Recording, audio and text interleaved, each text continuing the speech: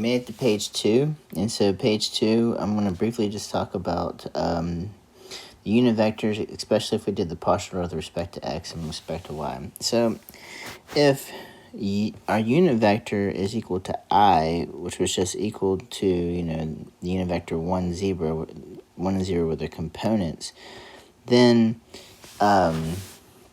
that directional derivative of f is just the partial derivative of x. And the same thing with u and j. The partial derivative of y would have just been j if we were talking about the unit vector. So the partial derivative with respect to x and y are just special cases of directional derivatives, right? Where our u was just either 1, 0 or 0, 1. Now, what we're going to do is we're just going to briefly give an example of the directional derivative. So example 1, the contour map shows the average maximum temperature for November 2004. Estimate the value of the directional derivative of this temperature function at Dubbo, New South Wales, in the direction of Sydney. What are the units? So at Dubbo, New South Wales, going in the direction of Sydney,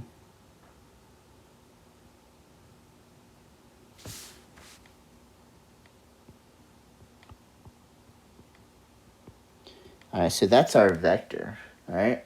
We're going in that direction, but we just want to do it of Dubbo. So we want to find the average maximum temperature.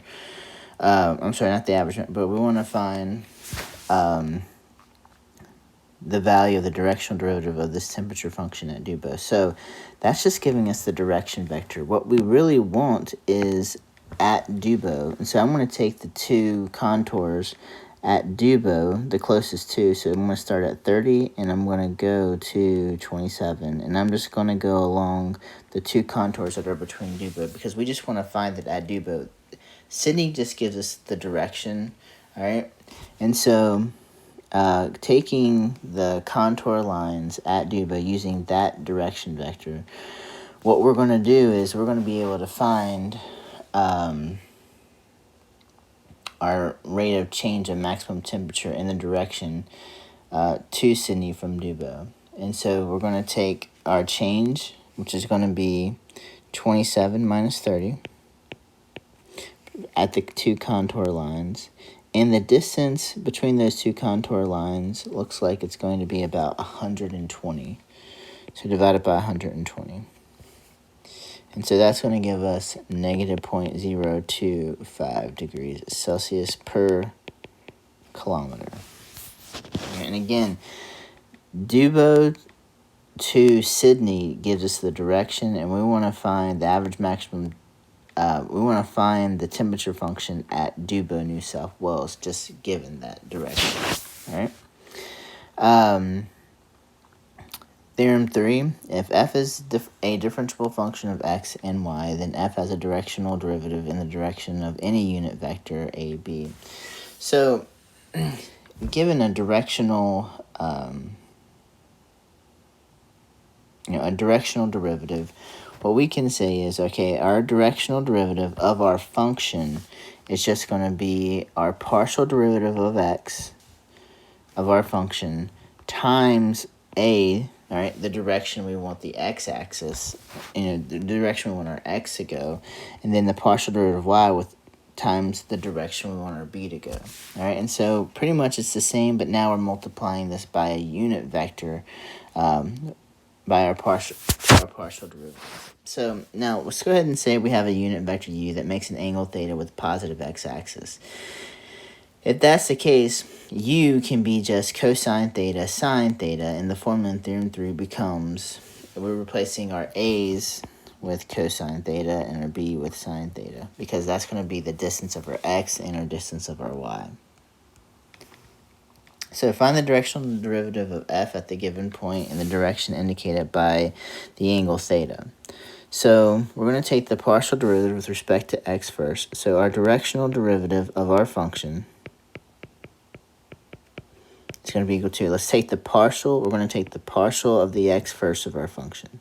So that's going to give us 3x squared y to the fourth plus 4x cubed y cubed times cosine theta plus the partial of y. So that's going to give us 4x cubed y cubed plus 3x to the 4th y cubed times sine theta. And there's our directional derivative. All we had to do was just take the partial and multiply it by our unit vector. All right, now when we do this, we do the math, when we substitute in 1, 1, we're going to get 3 plus 4, which is 7, times cosine theta. And in this case, cosine theta is going to be pi over 6. So down is pi over 6. Plus 4 plus 3 is 7. Times, in this case, sine of pi over 6. And so we get 7 times square root of 3 over 2 plus 7 times 1/2. All right, we multiply, and we have a common denominator, so we're just going to go ahead and say 7 square root of 3 plus 7 all over 2. And there's our directional derivative.